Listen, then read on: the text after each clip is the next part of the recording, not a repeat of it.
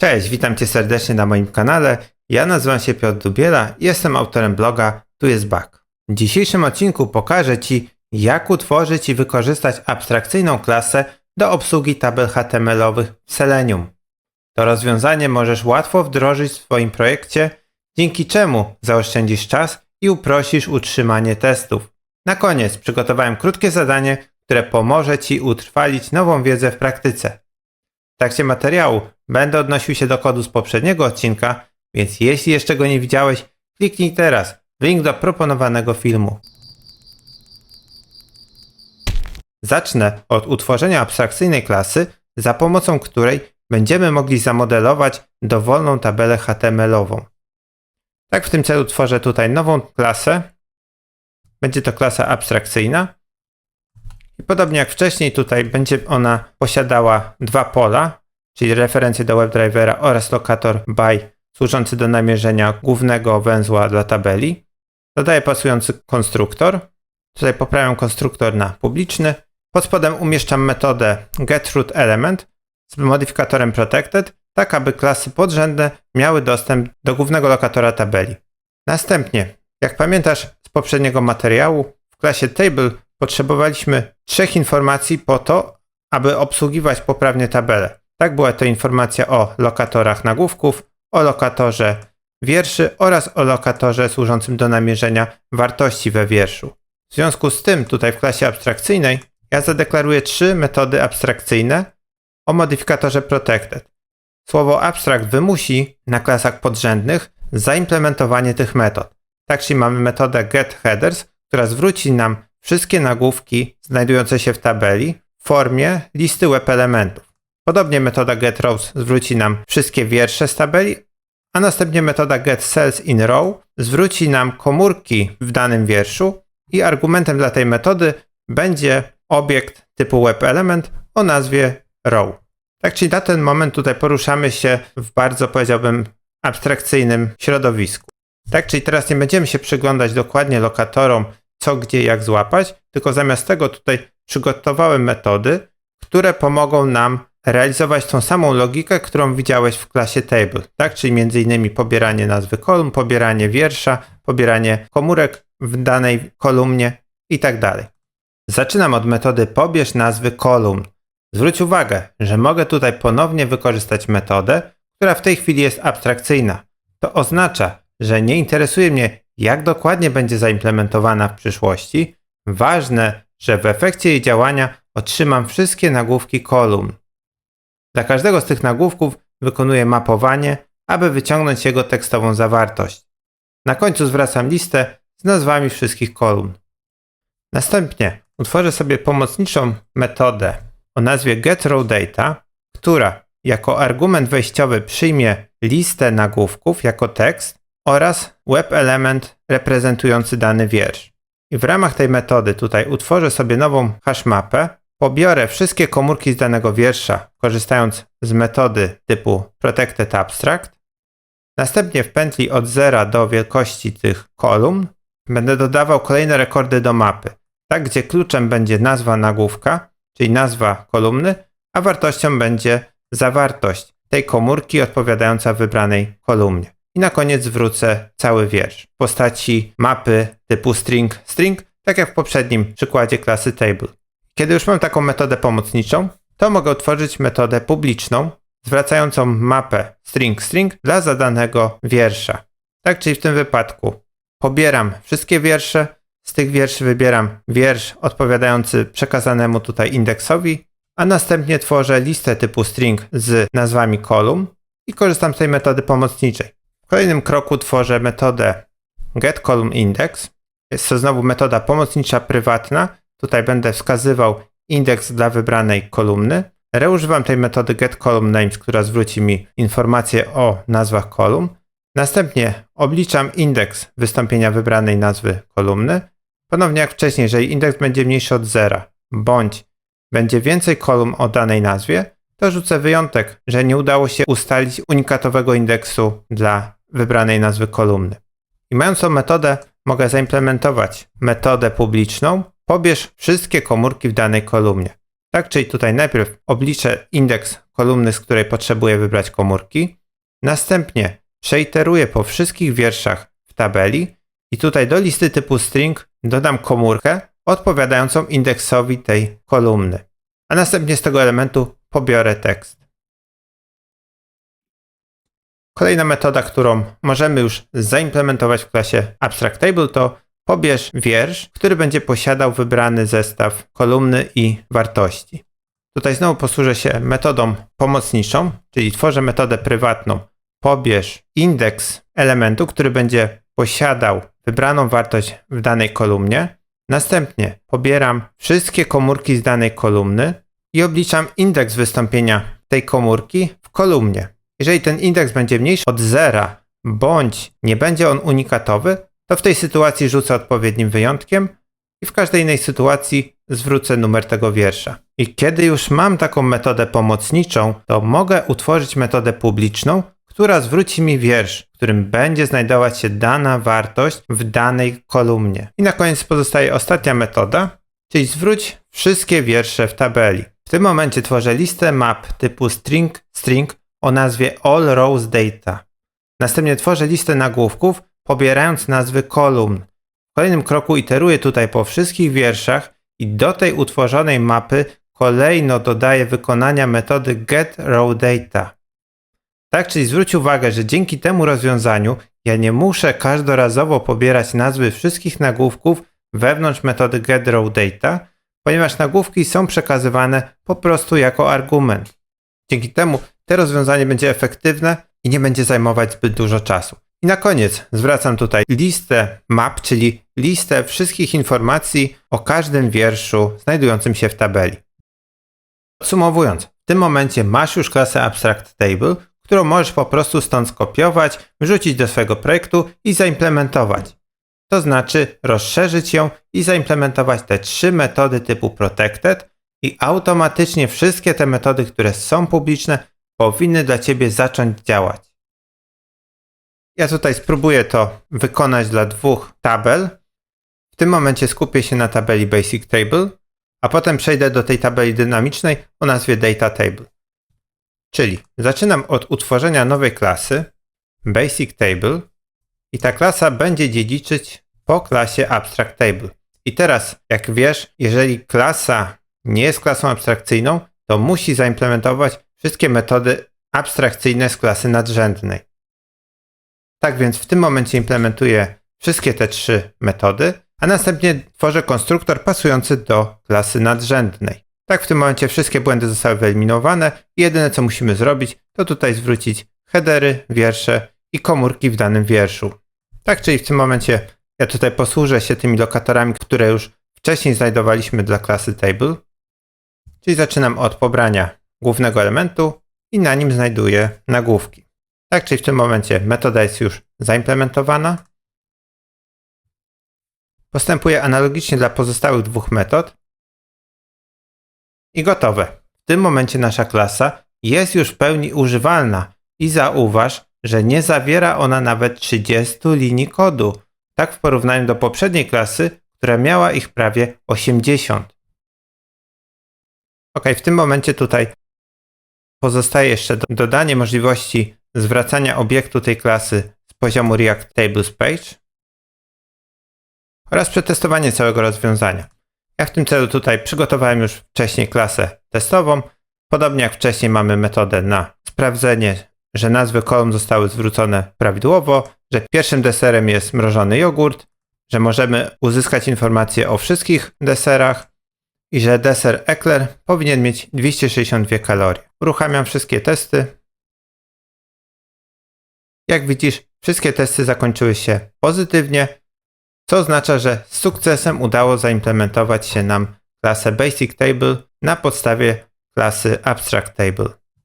Dobrze, teraz przejdziemy do tabeli Data Table. Jak pamiętasz, mamy tutaj do czynienia już z tabelą dynamiczną, w której możemy manipulować tym, co jest wyświetlane na ekranie. Tak, zacznę od tego, że zlokalizuję ten element główny, table, tak, czyli w tym wypadku nie mamy elementu table, head i tbody, zamiast tego mamy tutaj element div, wewnątrz którego umieszczona jest cała logika tabeli, tak, czyli pod spodem będziemy mogli zaznaczać te wiersze, przeglądać kolumny, pobierać zawartość wierszy i tak dalej. Tak więc w tym momencie ja wracam do klasy React Tables Page i tutaj na samym dole umieszczam nowy lokator Data Table Locator By. Następnie tworzę analogiczną metodę, tylko w tym wypadku będę zwracał Data Table. Teraz utworzę nową klasę, która ponownie będzie liczyć po klasie Abstract Table, implementować wszystkie te metody, które wcześniej zaimplementowaliśmy dla Basic Table i oczywiście będzie miała pasujący konstruktor.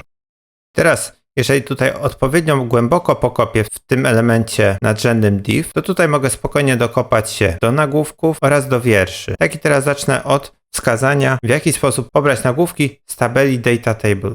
Czyli ponownie tutaj znajduję ten element główny i na końcu tego elementu próbuję zlokalizować nazwy wierszy. Tak, czyli po dodaniu tutaj tej frazy znajduje mi dokładnie 5 elementów. W tym miejscu musiałem się trochę nagimnastykować, aby pierwsza kolumna nie wpadła w te same warunki co reszta.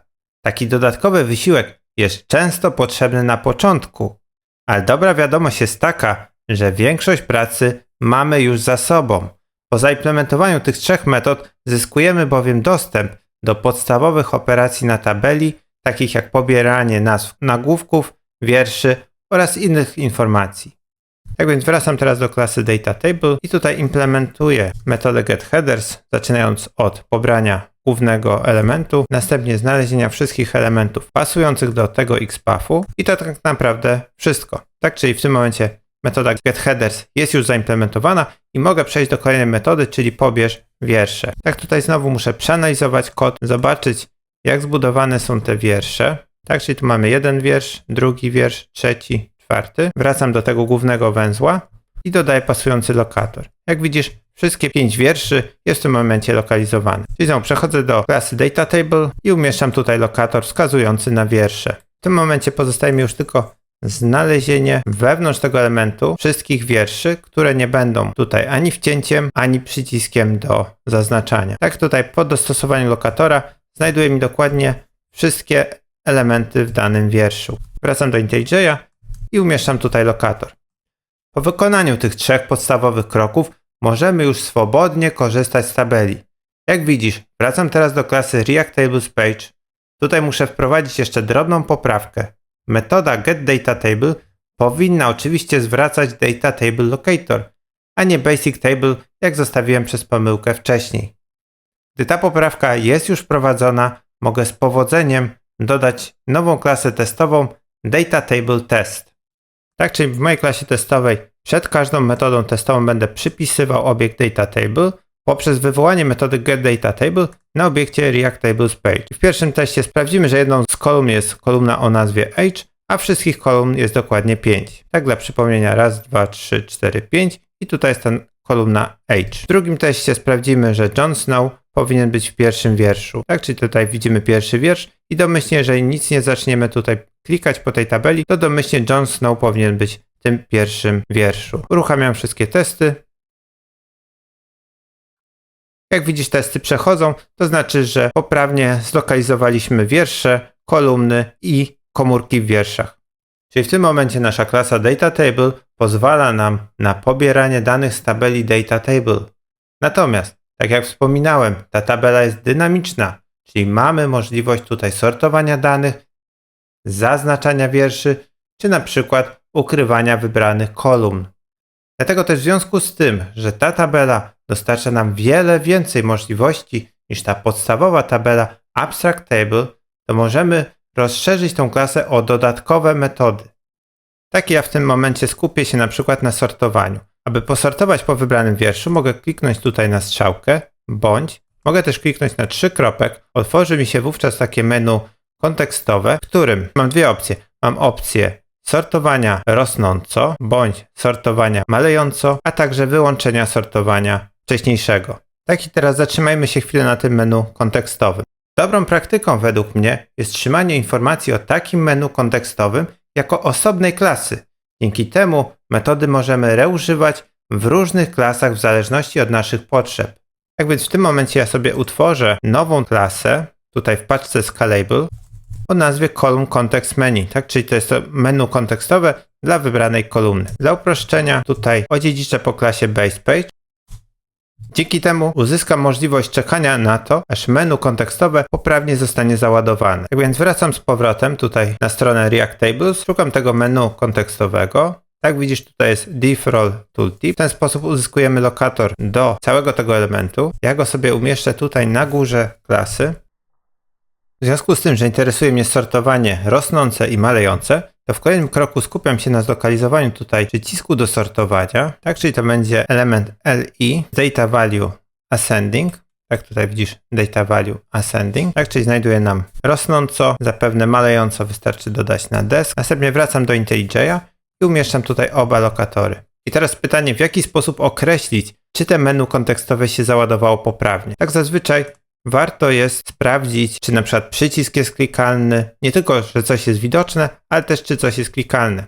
Tak, w związku z tym możemy najpierw sprawdzić, że w ogóle ten panel się pojawił, a w kolejnym kroku sprawdzić, że któryś z tych przycisków jest widoczny. Tak, może być tak, że ktoś już przed nami posortuje tabelę po danej kolumnie. No i w takiej sytuacji, na przykład jeżeli byśmy mieli tylko sprawdzanie przycisku Sort Ascending, no to on w tym momencie będzie niewidoczny. Tak, dlatego w momencie, kiedy czekamy, aż te menu kontekstowe załaduje się poprawnie, to zostawiamy sobie opcję, albo będzie ten przycisk dostępny, albo będzie ten przycisk drugi, albo oczywiście oba będą dostępne. W związku z tym nasza metoda isLoaded będzie wyglądała następująco. W pierwszym kroku pobieram element główny, czyli root element by, który wskazuje po prostu na XPatha, który wcześniej zdefiniowaliśmy. Następnie, jeżeli ten element będzie widoczny, to wówczas szukam w jego kontekście przycisku sortowania rosnącego, czyli Ascending Button Relative By. Sprawdzam, czy ten przycisk jest zarówno widoczny, jak i klikalny. Używam tutaj metody isEnabled, a dodatkowo logicznego loop, żeby sprawdzić, czy może drugi przycisk do sortowania malejąco jest dostępny. Jeśli przynajmniej jeden z tych przycisków spełnia warunki, to metoda isLoaded zwróci nam true, co oznacza, że menu kontekstowe zostanie poprawnie załadowane. Z racji tego, że w ramach dziedziczenia po klasie BasePage korzystam tutaj z modelu PageObjectFactory, to mogę tutaj u góry utworzyć referencję do tego bazowego elementu za pomocą adnotacji findBy. I wówczas dodaję na przykład metodę posortuj rosnąco, w której w pierwszym kroku znajduję element Ascending Button i klikam na niego, a następnie czekam, aż te menu zniknie, tak? Bo zwróć uwagę, że po kliknięciu przycisku te menu znika. Pod spodem implementuję metodę wait for context menu to disappear. Korzystam z prostego WebDriver waita, gdzie ustawiam maksymalny czas czekania na 10 sekund i czekam, dopóki ten główny element tutaj, root element by, przestanie być widoczny. Postępuję analogicznie, tworząc metodę sort descending, tylko w tym wypadku zamiast klikać na przycisk ascending, klikam na ten drugi. Kiedy już mam tą klasę reprezentującą menu kontekstowe, wracam sobie do klasy DataTable. Tutaj na dole dodaję metodę sortBy, gdzie pierwszym parametrem będzie nazwa kolumny, po której chcemy sortować, a drugim parametrem będzie informacja, czy chcemy sortować rosnąco, czy malejąco. W pierwszym kroku tutaj definiuję kontekst menu i uruchamiam metodę openContextMenu-in-column. Tak będzie to metoda prywatna, przyjmująca nazwę kolumny jako argument. Tak i w tym momencie musimy się zatrzymać. Tak i zwróć uwagę, że aby otworzyć menu kontekstowe, ja muszę się dostać do wybranej kolumny i kliknąć na niej 3 kropek. I teraz jeżeli sobie spojrzymy na lokator wskazujący nazwy kolumny, to zwróć uwagę, że on wskazuje nam na nazwę kolumny. Tak, czyli my musimy wyjść ponad ten lokator i dopiero wtedy jesteśmy w stanie znaleźć tą strzałkę. Tak więc w pierwszym kroku ja utworzę sobie metodę typu getHeaderField, w której przekażę nazwę kolumny, pobiorę indeks kolumny, pobiorę wszystkie headery, pobiorę ten indeks kolumny, który mnie interesuje i tak jak widziałeś wcześniej, wyjdę sobie ponad to wszystko, aby mieć dostęp do tego 3 kropka, tak, który pojawia się tutaj. Tutaj mam problem z column index, ponieważ metoda ta została oznaczona jako prywatna. Ja w tym momencie oznaczę ją jako protected, tak, dzięki czemu klasy dziedziczące po AbstractTable będą mogły sobie podejrzeć indeks kolumny. I teraz w pierwszym kroku tutaj otwierania menu kontekstowego pobiorę sobie element header, tak, czyli najpierw pobieram ten element tutaj, ten główny element, wewnątrz którego dopiero będę szukać tego przycisku 3 kropka. Następnie, aby ten 3 kropek się pojawił, ja muszę najechać na ten element. Tak i w tej sytuacji ja tutaj skorzystam z tak zwanych akcji seleniumowych, czyli wpisuję new actions, przekazuję jako argument referencję do drivera, następnie scrolluję do tego nagłówka kolumny, wykonuję akcję move to element, Czyli najeżdżam na tę kolumnę, czekam około 1 sekundy i w tej sytuacji powinien się pojawić przycisk z 3 kropkami. Tak, tutaj jeszcze widzę problem z driverem, który pewnie też jest prywatny, więc zamienimy go sobie na protected. Teraz pozostaje nam znaleźć ten 3 kropek. To będzie trochę trudne, tak, bo tutaj powinniśmy zatrzymać obraz, tak, czyli tutaj możemy skorzystać z zamrożenia ekranu za na przykład 5 sekund, ok, i w tym momencie, jak widzisz, ten 3 kropek jest tutaj na sztywno wyświetlony i my spokojnie możemy tutaj znaleźć jego lokalizację. Tak, czyli widzisz, znajdujemy ten przycisk button, a następnie umieszczamy go w klasie data table. Tak, czyli tutaj jest open context menu relative button. Wracam tutaj do tej metody otwierającej menu kontekstowe i teraz na elemencie header, po najechaniu na niego za pomocą akcji selenium, wywołuję metodę znajdź element po xpathie i klikam na ten 3 kropek. I na koniec wracam nowe menu kontekstowe. Tak, czyli z powrotem cofamy się do metody sort by i teraz w zależności od tego, czy parametr isAscending jest prawdą lub fałszem, to będziemy albo sortować rosnąco, albo malejąco po kolumnie. Na koniec pozostaje nam tylko przetestować to rozwiązanie, w związku z tym wracam do klasy DataTableTest i pod spodem dodaję 3 testy. Pierwszy test będzie sprawdzał, że domyślne sortowanie powinno być po ID, w związku z tym w pierwszym wierszu znajdziemy ID o wartości 1. W drugim teście sprawdzimy, że użytkownik jest w stanie sortować po ID, na przykład malejąco. W tej sytuacji posortujemy sobie po ID właśnie malejąco i pobierzemy dane z pierwszego wiersza, gdzie spodziewamy się otrzymać wiersz z największą wartością ID, czyli 9. A na koniec przetestujemy scenariusz, w którym użytkownik sortuje po nazwisku bohatera rosnąco. Tak, i w tej sytuacji pierwszym elementem będzie bohater o nazwisku Clifford. Dla pewności uruchamiam wszystkie poprzednie testy, aby upewnić się, że nie było żadnej regresji. Jak widzisz, wszystkie testy zakończyły się sukcesem. Podsumowując, tak jak widzisz, klasa AbstractTable umożliwia nam zamodelowanie dowolnej tabeli i jednocześnie udostępnia nam wiele fajnych funkcji, takich jak pobranie nazwy kolumn, pobranie informacji o danym wierszu, o wszystkich komórkach w danej kolumnie oraz wiele innych. Pokazałem Ci, jak łatwo zaimplementować tą klasę na przykładzie klasy BasicTable oraz klasy DataTable. Czyli w tym momencie możesz wykorzystać ten kod z klasy AbstractTable do tak naprawdę zamodelowania każdej tabeli, która na przykład będzie wyglądać tak samo i będzie występować w różnych miejscach Twojej aplikacji. Czyli napisz jakieś jedno rozwiązanie, jedną klasę, którą będziesz mógł używać w bardzo wielu miejscach swojej aplikacji. Dzięki temu zaoszczędzisz mnóstwo czasu, a jednocześnie o wiele łatwiej będzie utrzymywać te testy niż w przypadku niestosowania tego typu modelowania, co mogłeś zobaczyć w pierwszej części materiału, gdzie pokazywałem te nieprawidłowe testy na podstawie klasy BasicTableWrongTest. Podsumowując, jeśli dotarłeś już tutaj i chciałbyś przećwiczyć wszystko, czego się dowiedziałeś, to zachęcam Cię do pobrania projektu, uruchomienia testów, poeksperymentowania z kodem, a następnie, jeżeli jesteś zainteresowany, to zachęcam Cię do dalszego rozwinięcia tej tabeli. Tak, czyli możesz na przykład spróbować samodzielnie dodać obsługę metody hideColumn, czy też zaznaczania wierszy i sprawdzania, że ta informacja tutaj w dole tabeli jest poprawna.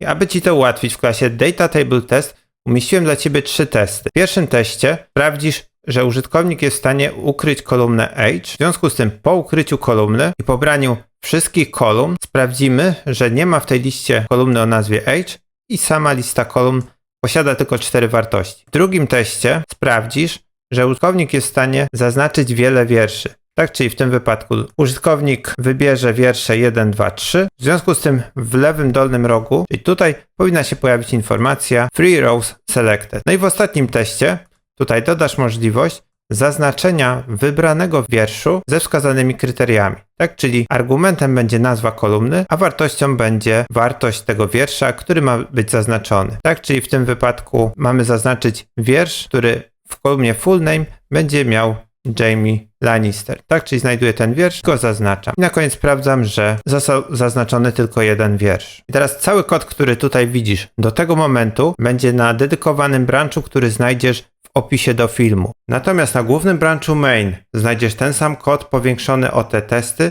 wraz z ich implementacją. Dlatego gorąco zachęcam Cię do przećwiczenia tego wszystkiego, czego tu się dowiedziałeś. Czyli pobierasz repozytorium z brancha, który znajduje się w opisie do filmu, uruchamiasz wszystkie testy, upewniasz się, że wszystko u Ciebie działa, a następnie implementujesz krok po kroku wszystkie te 3 testy. Jeżeli masz jakieś wątpliwości, problemy, to śmiało możesz wejść na GitHuba, na główny branch main i podejrzeć sobie, jak ja zaimplementowałem dany problem w ramach opracowywania tych testów. Oczywiście moje rozwiązanie nie jest jedyne ani jedynie słuszne. Możesz to zaimplementować w dowolny sposób, jaki tobie odpowiada. Ale gdybyś szukał inspiracji, to znajdziesz ją właśnie na głównym branchu main. Po dzisiejszym wideo wiesz już, jakie są rodzaje tabel w aplikacjach webowych i dlaczego warto poświęcić chwilę na ich odpowiednie zamodelowanie w kodzie. Mam nadzieję, że ten materiał zainspiruje Cię do lepszego zarządzania tabelami i pomoże uniknąć flaky testów w przyszłości. Cały kod z dzisiejszego odcinka znajdziesz na moim GitHubie. Link jak zawsze w opisie do filmu. Zachęcam do polubienia i subskrybowania. Dzięki Tobie filmik się lepiej pozycjonuje i trafia do osób, którym ta wiedza może się przydać. Dzięki za Twój czas i do zobaczenia.